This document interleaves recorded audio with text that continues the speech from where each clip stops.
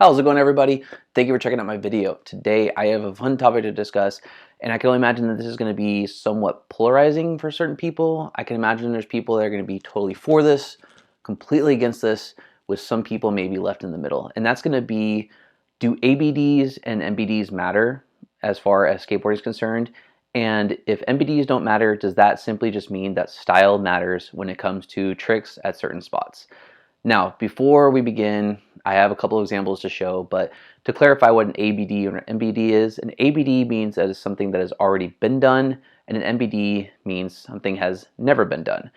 And it's completely subjective. You might have a certain way of thinking of it where people are different from one another. Skateboarders don't kickflip the same, they don't do tray flips the same, they don't grind the same. Therefore, how one person does a trick is completely subjective to how another person does it. Therefore, if they both do the same trick at the same spot, who cares, right? And that is a valid way to think of it. And then there's also people that are on the fence of, well, I feel that they, if they've already done it, should be the only person to do it at that spot, regardless of what happens afterwards. So, for example, if someone's already tray flipped a particular stair set, then this particular trick is off limits for anybody else to do that as far as putting in their part. And again, they're very valid in thinking that, and it is, again, just a matter of opinion. Now, what I feel as something that has already been done should be completely off limits is, for example, something that has made a name for a particular skateboarder at a certain spot. Take, for example, Antoine Dixon's nollie heel flip at Carlsbad. That is a trick that, if Carlsbad was still around today, nobody should be trying to put that in their part at all. That is something that you can maybe put on Instagram, maybe just a fun little edit of, hey, I went to go do some classic tricks at some classic spots, and you put that on YouTube. Great. That's awesome, and a cool way to tribute those people that have come before you to do some amazing and legendary tricks at some amazing spots.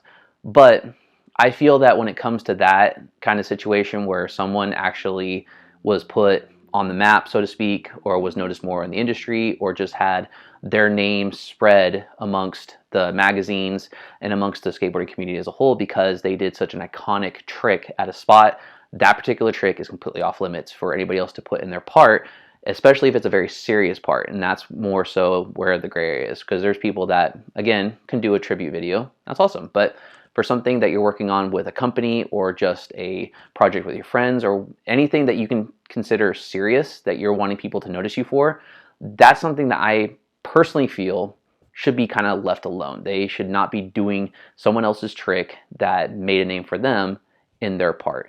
And a good example of that is Chris Cole, who tray flipped Wallenberg, and then I am probably going to butcher his name, but Aurelian Gerard went and tray flipped it when he and a couple other guys from Plan B visited San Francisco recently, and he tray flipped Wallenberg as well, but he didn't put it in a part. He immediately just threw it on Instagram. So I felt that was a really cool way to pay tribute to someone who did that trick before you, and that's perfectly fine. If he would have, however, put that trick in his part, I would feel a little bit of ways about it because that trick's already been done, and that was, again, a huge staple for Chris Cole at the time, because that is not only the part that helped get him Skate of the Year, but that is the trick that kind of sealed the deal for him because of just how legendary it was at the time. And again, it's very subjective. You could feel certain ways about it, but also I feel that when it comes to ABDs, it's important to keep track for, especially if you are a huge skate rat, you are a true street skateboarder. I feel it is important to, not to the extent of watching every single part that comes out, no matter who it is, but it's important to keep tabs on what actually has been done and what hasn't been done, because it is important to not only progress yourself, but to also progress the spot that you're skating at, especially if it is a more well-known spot that people will travel vast distances to. For example, I watched a part from the Barracks, I think his name was Justin Ladner, who had a part called One Way Ticket, and he is a good skateboarder, and I watched this part, and for a couple of tricks I kept thinking, man, I know that's been one-upped and that something harder, much harder, has been done at that spot.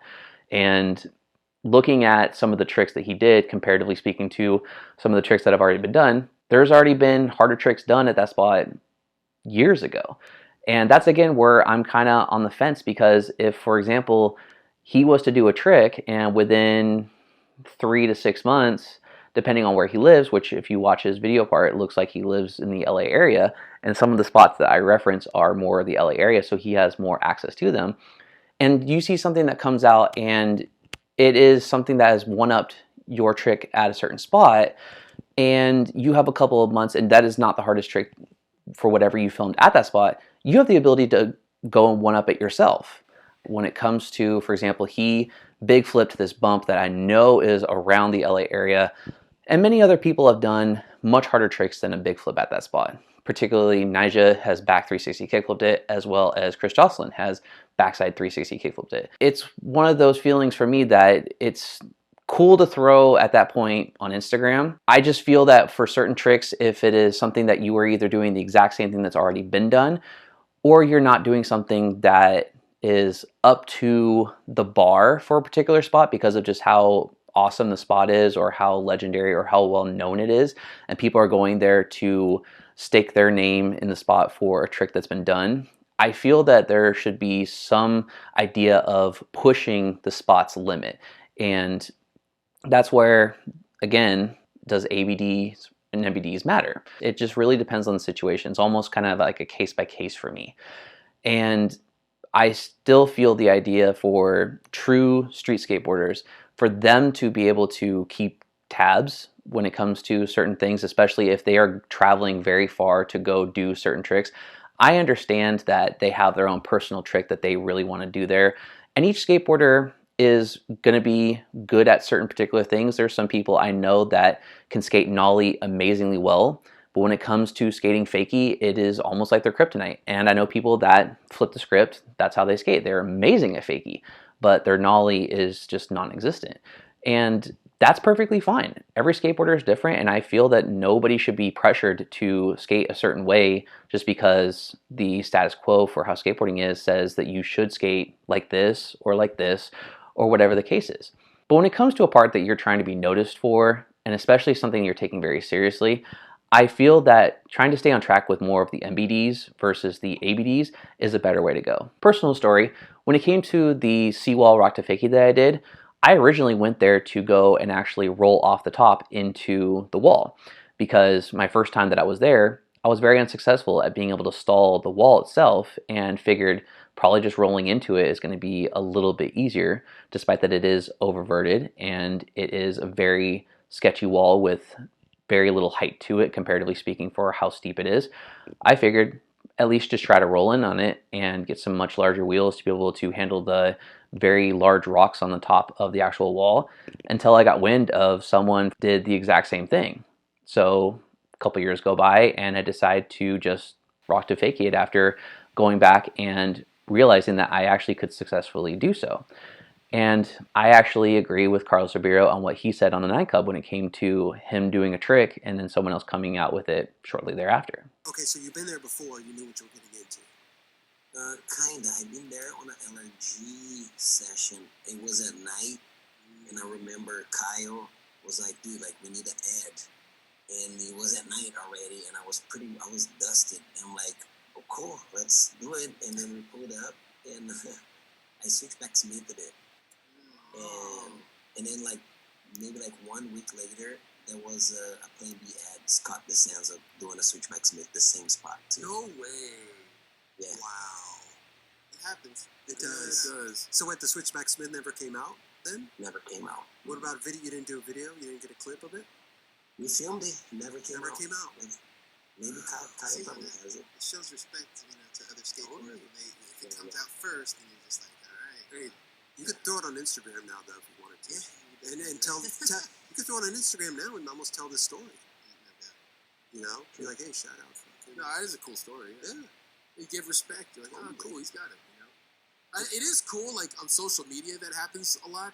But it's really cool when someone gives respect to the person that did it before them. I feel that there is a certain type of respect that is given when you have done a trick, someone else has already done it before you, especially, as I've already stated, it is more of a respected and more known spot, and people are trying to make a name for themselves at that spot, that once it has already been done, it is crossed off the list. Which is why, if any of you guys remember, Clint Walker was having an issue with, I don't know, what is it, the Pretty Boy Gang or something like that. One of the dudes ollied over Wilshire 17 with the bars, and Clint Walker did the exact same thing. So they all put out the photo together as a Birdhouse team.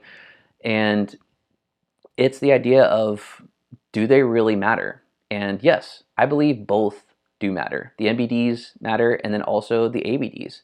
But I also do feel that style does matter, but it doesn't mean that it deserves a spot in a very seriously taken video part. Whereas someone could be amazing at kickflips and they want to maybe kickflip El Toro. That's awesome because that is their trick and they have it every single try. However, Dave Paczynski did that several years ago. So to put that in a part today holds so much less meaning, and I feel that because it has already been done, that it is to be left where it lies. It's almost kind of like The Simpsons on South Park, where the Simpsons episode where Simpsons did it, and I feel that's a little bit true in certain ways, where once it's already been done, it's time to move on to something else and to continuously push the spot, and in doing so, pushing yourself, because now you realize, wow, this trick has already been done. I either need to step it up or take this to another spot where I can maybe be the first one to do it, because it is in ways a first come first serve for who did it first at that spot. And that's all there is to this video. Again, I just felt that it was something that is worth mentioning and just something fun to talk about, because it is a topic that I've talked with many people over, and it has led to a lot of interesting points. But I would love to know what you guys think down in the comment section below, as far as, do you feel that style matters above all, that it doesn't matter as long as someone does it and two people will do the exact same trick two different ways, that it's perfectly fine to do the same tricks at a spot over and over again? Or do NBDs, focusing on them specifically, matter more than just continuously doing ABDs? Leave your thoughts in the comment section down below. And if you like this content and want to see more, please hit the subscribe button and hit the bell notification to be notified whenever a new video comes out. And if you like this video, please give it a like and share it. And I'll see you guys in the next one. Take care.